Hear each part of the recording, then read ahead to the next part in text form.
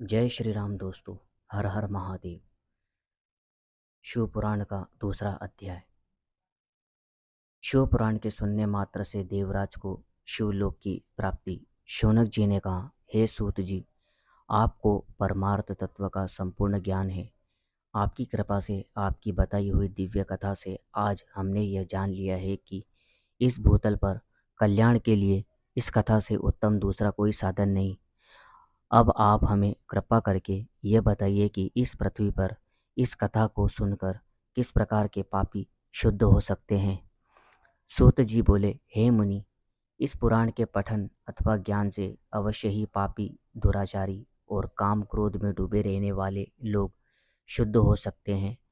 कुछ प्राचीन इतिहास का वर्णन मुनियों ने इस प्रकार से दिया है, जिसके श्रवण या पठन से पापों का संपूर्ण नाश हो जाता है। प्राचीन काल की बात है। एक नगर में एक ब्राह्मण रहता था, जिसका नाम देवराज था। वह ज्ञान के विषय में बहुत ही दुर्बल, दरिद्र और वैदिक धर्म से विमुख था। वह अपनी दिशा से भ्रष्ट हो गया था। वेश्यवृत्ति के कामों में लगा रहता था। उसे स्नान संध्या आदि कामों का ज्ञान नहीं था। वह हमेशा उस पे भरोसा करने वाले लोगों को ठगता था। उसने सभी लोगों के धन को हड़प लिया था और वह एक भी धन धर्म के काम में नहीं लगाया था। एक समय पर वह घूमता हुआ प्रतिष्ठान पर पहुंच गया था। वहां बहुत सारे साधु महात्मा इकट्ठे हुए थे। वहां पर एक शिवालय था। उसकी नज़र उस शिवालय पर पड़ी। उसको ये सब देख ज्वर आ गया, जिसे उसे पीड़ा होने लगी। इस शिवालय पर एक ब्राह्मण शिव पुराण कथा कह रहा था। तब वो ज्वर में पड़ा हुआ ब्राह्मण भी उसे निरंतर सुन रहा था।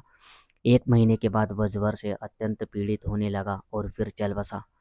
यमराज के दूत आकर उसे बलपूर्वक पाशों से बांध कर ले गए।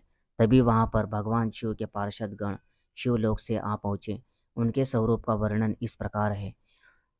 वह उज्जवल दिख रहे थे। उनके हाथों में त्रिशूल थे। उनके अंग भस्म से उद्भासित थे। उनके गले में रुद्राक्ष की मालाएं थी। वो लोग अत्यंत क्रोध के साथ यमपुरी में गए और यमराज के दूतों को खूब मारा, धमकाया और उस देवराज को उनके चंगुल से छुड़वाकर अपने अद्भुत विमान में बिठाकर कैलाश पर जाने लगे।